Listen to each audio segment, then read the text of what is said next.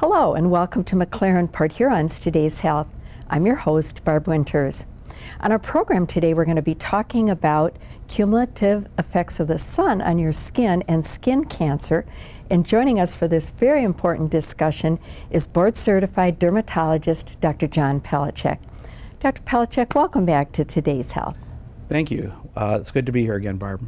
How common is skin cancer? Skin cancer is extremely common. In fact, it is the most common type of cancer in the United States. Over 2 million cases of basal and squamous cell cancers are treated every year. More serious cancer, malignant melanoma, there's about 68,000 cases that are diagnosed yearly. So it is a very, very common type of skin cancer that we see.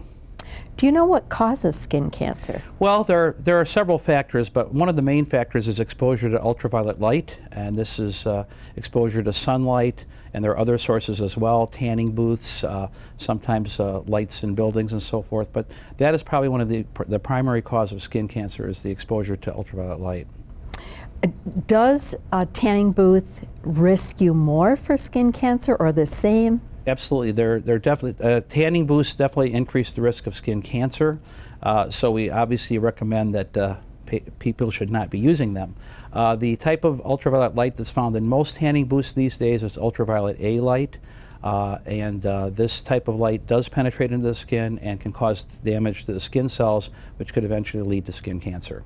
So it's pretty much a myth that if you just go to the tanning booth, it's not as bad for you as the sun. Exactly. Yeah, there was the myth of the pre-tan and exposure before summer, before going to a sunnier climate like Florida. Mm-hmm. That is absolutely not the route to go. It definitely can cause damage to your skin, and there are other ways to protect your skin, which we'll talk about later, that are much safer. And is damage to your skin cumulative over the years? Yes, it is, Barb. And that's a very important point because it starts really from the day we're born. All the sunlight that we receive in our skin is the damage is cumulative. It adds up from year to year. So those of us who are a little older, in the days when we were in our youth, we didn't have sunscreens. We didn't really know to protect ourselves. In fact, you remember the old copper tone tans and iodine and going out and getting tans. Everybody thought this was healthy. Well, in retrospect, we know that it's not. But all this damage adds up, so as time goes on, the changes that occur in the skin can lead to precancerous and cancerous conditions. I have patients who ask me all the time, well, I'm using sunscreen now, how come I'm still getting these precancers and cancers?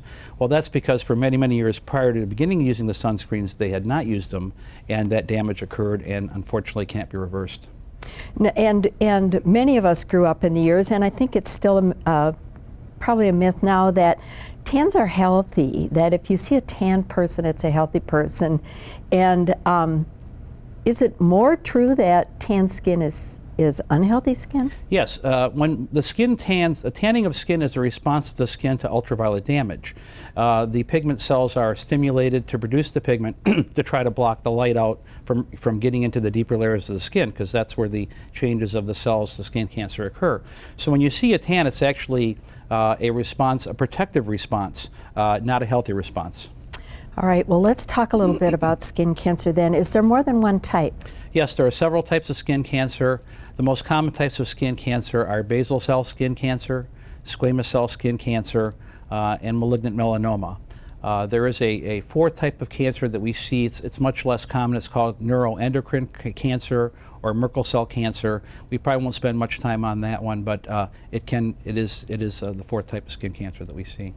Well, let's talk a little bit then about basal cell and squamous cell cancer. What part of the skin does it affect? Well, the basal cell cancer starts in the bottom layer of the upper layer of the skin. This is the top layer of the skin is called the epidermis. The second layer is called the dermis. So basal cell cancers begin from this very bottom layer of the upper layer. This is called the epidermis, and these cells are called basal cells.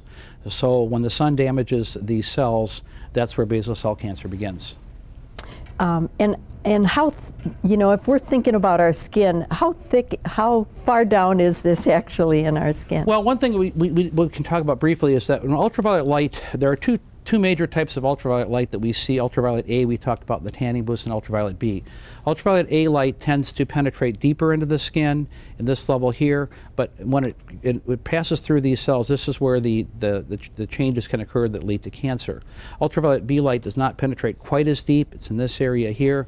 The ultraviolet B light is the type that tends to burn us more quickly, whereas the ultraviolet A light is slower to burn. That's why most tanning boosts use that. But both of these types of light can significantly lead to the formation of skin cancer. Now this is basal cell. This is basal cell skin cancer. How about squamous cell? Squamous cell skin cancer begins from the squamous layer of the skin. This is a flat layer of cells that extends above the basal cells, or the lower epidermal cells, to the top of the skin. So when the sunlight penetrates through, it causes changes in these cells that can lead to precancerous and cancerous lesions. And in this case, if the cells change here, it becomes a squamous cell skin cancer.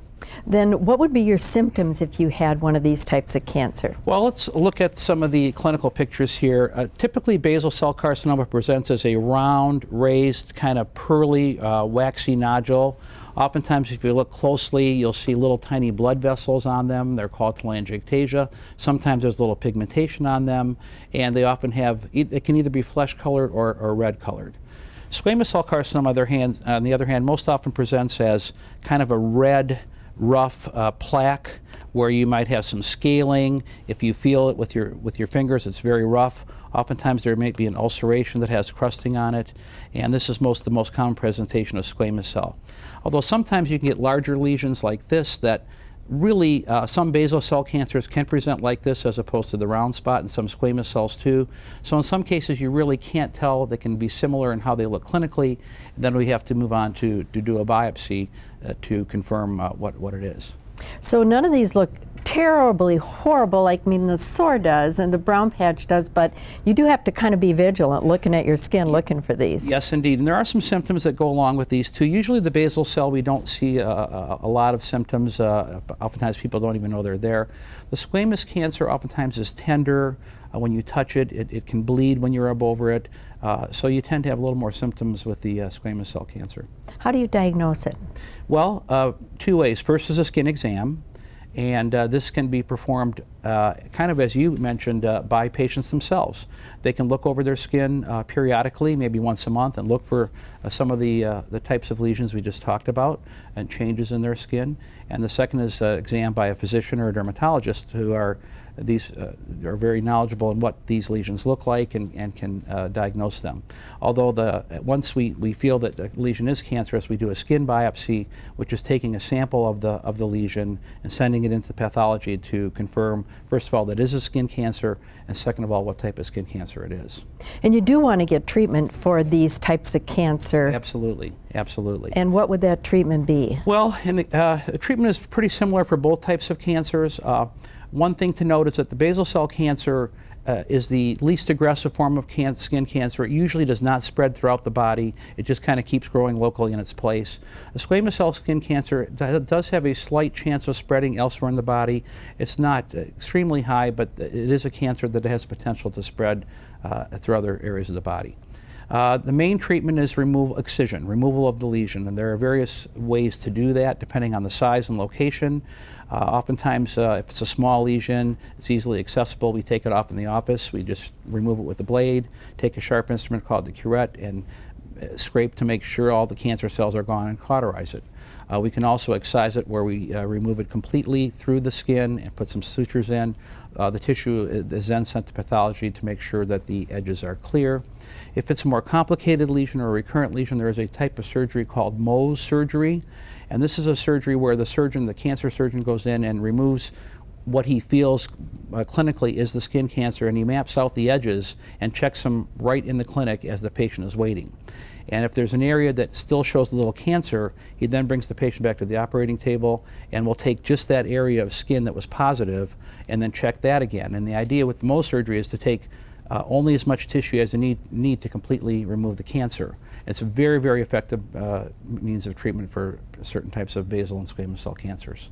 If you have basal or squamous cell, once it's gone, or do you have to keep coming back in for checkups? Well, generally, In most cases, it is gone forever, but there's always a chance of recurrence, even though that's slight. So we do want to see the patients back to periodically monitor the excision site to make sure it's not coming back.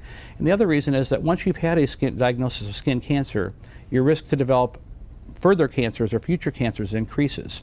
So not only do we review the site that we took the cancer off of, we also make sure we examine the rest of the skin to make sure there's nothing that looks suspicious. And in the case of squamous cell cancer and also melanoma, we do a lymph node exam to make sure there's no evidence of it having spread from the skin into the lymph nodes. We're going to take a break, then we're going to come back and talk about melanoma. Very good.